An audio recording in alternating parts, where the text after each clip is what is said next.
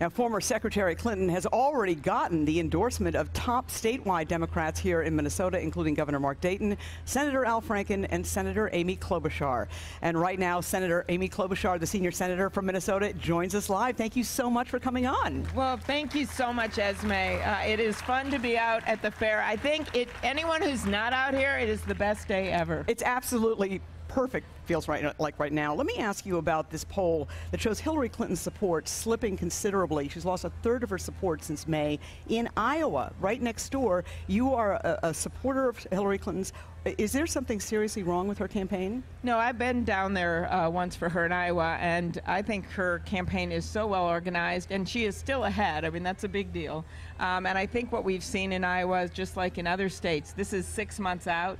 A lot of other candidates were surging at this time on the Republican side in the last election that never amounted to a victory for them. And so I think you're going to see that ebbs and flows. And she herself has said this cannot be a coronation. She has acknowledged from the beginning that this is going to be a hard-fought race. All right. Well, you, of course, are a former prosecutor.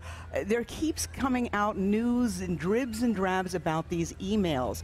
How concerned are you that this is going to continue to haunt her through this election? Well, I think there's several things going on that will allow people to hear more about this. Number one, she has agreed to testify before a House committee in October so they can ask her all the questions that they want. And secondly, she has turned over 50,000 emails. And she also, in Iowa last week, made really clear, look, she said that she takes responsibility for this. I think people were waiting to hear her say that this isn't just about partisanship. She takes responsibility.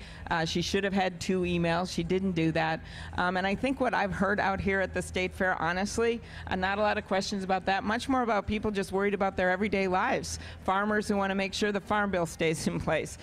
People who want to be able to send their kids to college. And I think she has some great solutions, and that's the kind of debate I hope we have in the next few months, because one of the great things she talks about, which I like to talk about, is governing for the long term. That you have to think about not just what's going to go on the next day, but what's happening to this country. Do we want to have a country that continues to have more and more income inequality where it's harder for people to get by?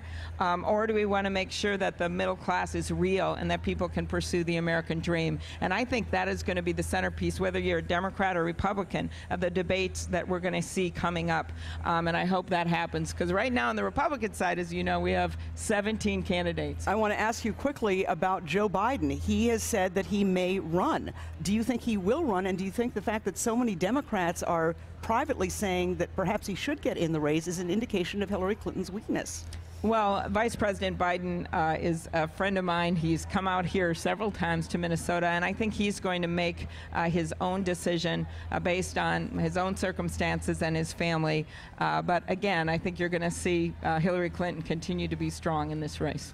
All right. Well, Senator Klobuchar has written a new memoir, and it talks about her childhood, her rise to prominence in the 1980s as a top corporate attorney. The book is The Senator Next Door. We're going to take a break. When we come back, we're going to talk about this book that is a great read. So keep it right here. That's next on WCCO Sunday Morning.